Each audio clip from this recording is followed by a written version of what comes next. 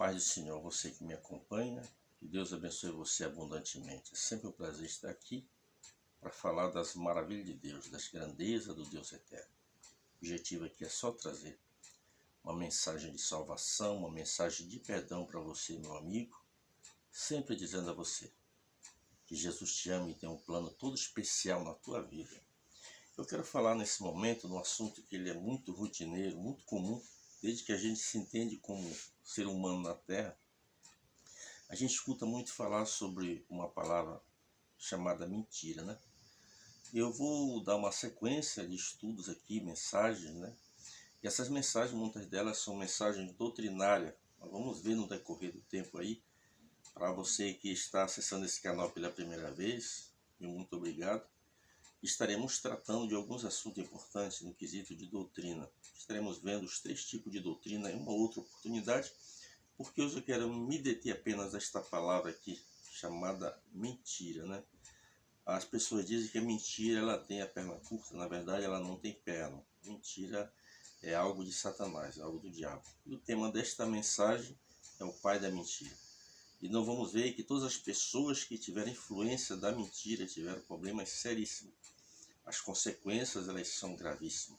Nós vivemos num mundo em que a mentira é uma coisa muito comum na área da política. Você quer conversar com mentiroso, converse com político. Existe uma classe mais mentirosa que político, eu creio que não existe. Até muitos evangélicos, quando emigram para a política, também passam a ser mentiroso. Isto é perigoso, né?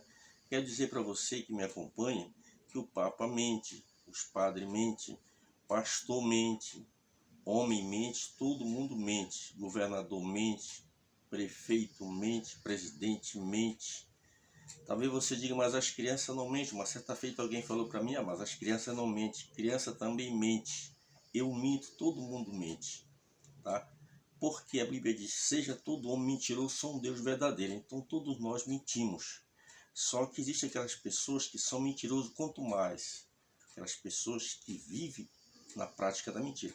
No Apocalipse, capítulo número 22, versículo 15, a Bíblia diz, fora ficarão os cães, os feiticeiros, os que se prostituem, os idólatras e todos que amam e vivem na prática da mentira. Então são pessoas que muitas vezes alimentam as suas ilusões por meio da mentira. E nós vamos ver aqui no texto sagrado que eu escolhi para o pano de fundo desta mensagem aqui, é no Evangelho de Jesus Cristo, segundo escreveu o Dr. Lucas, melhor dizendo, o Evangelho de Jesus Cristo, segundo escreveu o nosso irmão João, é no capítulo de número 8, versículo número 44. É um texto bem conhecido da palavra de Deus que nos diz assim, e vós tendes por pai o diabo e quereis satisfazer o desejo de vosso pai. Ele é homicida desde o princípio e não se firmou na verdade, porque não há verdade nele. Quando ele profere mentira, fala do que lhe é próprio, porque mentiroso é o pai da mentira. Então você pode observar aqui, Jesus está num discurso ali acerrado com os judeus da época, inclusive os fariseus, né? E tudo isso aconteceu em função de uma mulher. Se você ler o capítulo 8 do Evangelho de João, você vai entender melhor isso que eu estou falando. Aquilo causou uma polêmica na mentalidade judaica daquela época. Mas o texto aqui nos transporta para um outro assunto, só que é uma continuação do início desse capítulo 8, nesse discurso acerrado de Jesus Cristo. A gente observa aqui que Jesus disse, olha, vocês têm por pai o diabo e quereis satisfazer o desejo do vosso pai. Ele é homicida, ele nunca se firmou na verdade. E ele mente, porque ele é o pai da mentira. Então o diabo ele é o pai da mentira. É a pessoa que criou a mentira. A mentira com aquela ideia de enganar as pessoas. E você vai observar que durante toda a história da humanidade, muitas pessoas têm se levantado aí com ensinos que são simplesmente envolvidos com a mentira, com engano, porque esta é a especialidade de Satanás. O texto em que eu escolhi para colaborar mais com este texto aqui está lá no Antigo Testamento, no livro de 1 Reis, no capítulo de número 13. A Bíblia diz que o Senhor Deus ele falou com o profeta de Judá, no período do reino dividido. Então tinha o reino norte e o reino sul. O reino norte ele era composto de 10 tribos, e o reino sul apenas de 2 tribos. Então, um profeta do reino sul, da tribo de Judá, o Senhor disse, olha, tu vai a Jeroboão. Jeroboão ele era o primeiro rei de Israel, do reino dividido. E ele foi lá e entregou uma mensagem de Deus a Jeroboão. Interessante que quando ele chega ali no altar, Jeroboão está ali naquele altar fazendo um trabalho que não era dele. Ele era rei, ele foi chamado para ser rei, para governar. Ele não estava ali para exercer a função de sacerdote. Então ele estava exercendo uma função que não era dele. Então esse profeta ele veio de Judá e quando ele chegou ali, ele entregou uma mensagem para o rei Jeroboão. Ele disse que o Senhor ia levantar um rei. O nome desse rei seria Josias. E este rei, ele ia fazer um limpa e fazer, digamos assim, uma faxina ali, aquele trabalho, né? E isso aconteceu 300 anos depois. Acontece exatamente isso, quando Josias nasceu e Deus cumpriu esta profecia desse profeta aqui. A Bíblia não menciona o nome deste profeta aqui, mas menciona o lugar de onde ele foi. Ele foi de Judá, da cidade de Belém, Judá, para entregar esta mensagem lá em Betel. A Bíblia diz que quando ele está entregando essa mensagem, ele disse que após o Senhor levantar esse rei, e o Senhor ia deixar ali algum sinal naquele dia para provar que era ele que estava falando. E o primeiro é o sinal que ele disse: esse altar ele vai ruir, ele vai cair. E além de ruir este altar, vai se derramar a cinza desse altar. E aí ele começou a profetizar que quando ele está profetizando assim, o Jeroboão, que era o rei, esticou a mão para ele nessa situação assim e mandou que os homens, os seus segurança, pegassem aquele profeta e matassem. Mas só quando ele estica a sua mão assim, a sua mão, diz a Bíblia, que ela secou e ela não retornou mais para ele. Quando ele viu aquilo, ele ficou desesperado. Agora ele pediu ao profeta, ao homem de Deus, que orasse por ele para que a sua mão fosse restituída e ele voltasse ao normal. E em seguida, após a oração desse profeta, a sua mão foi restituída. Tá? E ele ficou então maravilhado com aquilo, né? Você observa que aconteceu 3 sinais interessantes. O primeiro sinal seria que o altar ruiu, caiu na mesma hora. As cinzas se derramaram. E aconteceu algo ali chamado um milagre. A mão desse homem, esta mesma mão que ficou ressequida, ela voltou ao normal. Quando Jeroboão viu aquilo, porque Jeroboão ele tinha alguns profetas que sentavam na mesa dele para entregar a profecia que ele queria ouvir. Então as pessoas eram pagas para profetizar para ele, entendeu? Profetizar apenas prosperidade, coisas boas, certo? E então o que aconteceu? Ele agora, Jeroboão, convida aquele profeta. Diz: olha, você vem, faz uma refeição comigo e depois você vai porque eu tenho presente para te dar. Ele disse: olha, eu não comerei nada nesta cidade, eu não beberei nada nesta cidade, porque o Senhor que me mandou aqui, ele me proibiu expressamente para não comer nada nesta cidade, não beber nada nesta cidade, e para mim, na hora de retornar, poder ir por outro caminho. E então esse homem de Deus entregou a mensagem e saiu dali. Só que os filhos de um outro profeta, chamado profeta velho, aquele profeta que já estava jubilado, agora os filhos dele eram que ficavam na volta de Jeroboão. Quando esses filhos daquele profeta velho, a Bíblia apresenta apenas o nome profeta velho, ela não diz o nome dele, só diz que era um profeta velho. Aqueles moços saíram dali, os filhos desse profeta, e foram até o pai deles e disseram: olha, aconteceu assim, assim. Contaram exatamente o que havia acontecido quando aquele profeta de Belém veio e entregou a mensagem à pessoa de Jeroboão. E aí o pai pergunta: por onde foi estes homens de Deus? E os filhos dele disseram: olha, eles foram por tal caminho assim, assim. E aquele moço, então, aquele ancião, disse: olha, abordai um jumento para mim, para que eu vá ao encontro deste profeta. E ao abordar o jumento, ele foi.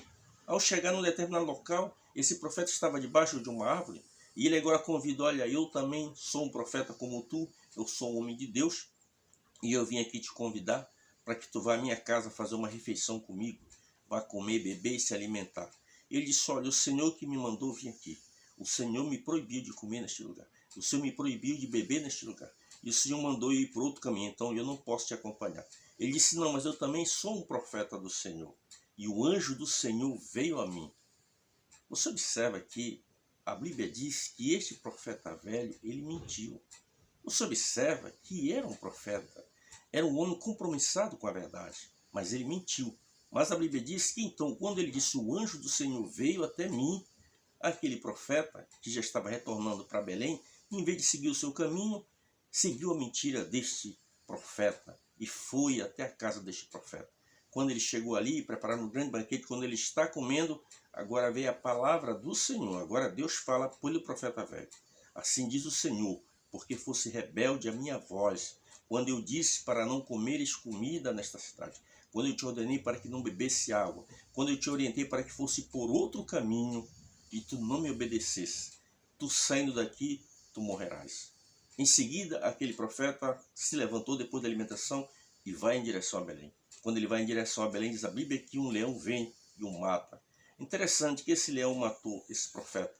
Alguém passou ali e viu o leão, alguém passou ali também e viu o profeta morto e viu também o jumento. Alguém chega na casa do profeta velho e diz, olha, eu encontrei aquele profeta que profetizou, mas ele está morto ali. E aquele profeta velho, então foi ao encontro do homem de Deus. Chegou ali, aconteceu algo extraordinário. Ali está o profeta morto, ali está o jumento no lado vivo, e ao lado do corpo também estava o leão. Você observa que o leão, na lógica, ele teria o quê? Teria estraçalhado aquele profeta, teria matado aquele profeta, teria também atacado aquele leão, mas ele não aconteceu nada disso, porque ali era um juízo divino. E esse juízo veio, sabe por quê? Porque esse profeta deu ouvido a uma mensagem de mentira. É o que mais ouvimos nessas últimas horas. É mentira. As pessoas estão numa linguagem moderna. Hoje chama-se fake news, né? Exatamente isso, é uma notícia falsa, é uma mentira. E o mundo está vivendo isto aqui. E nós, muitas vezes, desapercebidos, estamos mentindo sem atentar para os mandamentos de Deus. Muitas pessoas estão se enveredando pelo caminho de falsos ensinamentos. É por isso que nós vamos falar em algumas mensagens sobre a doutrina de Deus, a importância do ensino de Deus. Nós precisamos aprender mais sobre Deus, porque quando falamos de Deus, nós falamos da verdade. Deus é um homem, um ser da verdade. Jesus Cristo veio a esta terra e sempre falou a verdade. E todos nós que somos servos de Deus temos esse grande compromisso de falar com a verdade. Talvez você conviva com alguém que tem esta prática da mentira. Meu amigo, se afaste desta pessoa. Ore por essa pessoa, porque essa pessoa precisa ter um encontro com Cristo. A gente observa aqui no Evangelho de João, Jesus disse, olha, vocês têm por pai o diabo e querem satisfazer o desejo do vosso pai. Ele é homicida, ele é mentiroso. Quando ele mente, ele fala do que é próprio, porque ele é o pai da mentira. Então o diabo se alimenta da mentira, do engano às pessoas. Quantas pessoas sendo enganadas por ensinos de mentira. Há poucos dias, no dia 12 desse mês agora, eu vi as pessoas ali indo para a cidade, no Jornal Nacional, no jornal que eu assisto, e eu vi as pessoas indo para aquelas romarias ali e beijando ali os pés daquela Aparecida do Brasil. A gente respeita as pessoas que adoram as imagens, com certeza nós respeitamos essas pessoas. Eu nasci no catolicismo, mas me converti ao evangelho aos 7 anos. Então eu sei o que é isso, as pessoas amam aquilo. O nosso objetivo aqui não é ferir aquilo que você ama, mas é mostrar para você a verdade. Não perca tempo com isso. Adore a Deus, se volte para Deus, esqueça essas práticas, porque essas práticas, por trás das imagens, estão que os demônios. Então eu observo as pessoas por aí que a gente cruza por aí, cada vez que passa ali na igreja de São Jorge, ele faz o sinal da cruz. Estão o quê? Reverenciando a Satanás, porque por trás do Jorge, por trás das imagens, estão os demônios. Isso não sou eu quem digo, meu amigo, a Bíblia é sagrada. Se você tem dúvida disso, você vai lá para o livro de 1 Coríntios, que Paulo vai tratar sobre isso. Então, quando nós falamos isto aqui, não é querer ferir aquilo que você ama, não. A gente tem um respeito pela forma como você ama, mas nós queremos levar você a amar a Deus, porque Deus é um ser da verdade. Deus não mente para ninguém, Deus não engana ninguém. E nós estamos aqui como servo de Deus para falar a verdade. Que Deus em Cristo nos abençoe através dessa mensagem. E que se você tinha esta prática de mentira, você abandone, largue a mentira. Corra para a verdade, corra para Jesus, entregue a sua vida a Ele. E quem já mentiu não mente mais, quem já roubou não rouba mais. Então se volte para Cristo e aceite Ele como o Senhor pessoal de sua vida. Que Deus em Cristo nos abençoe. Amém.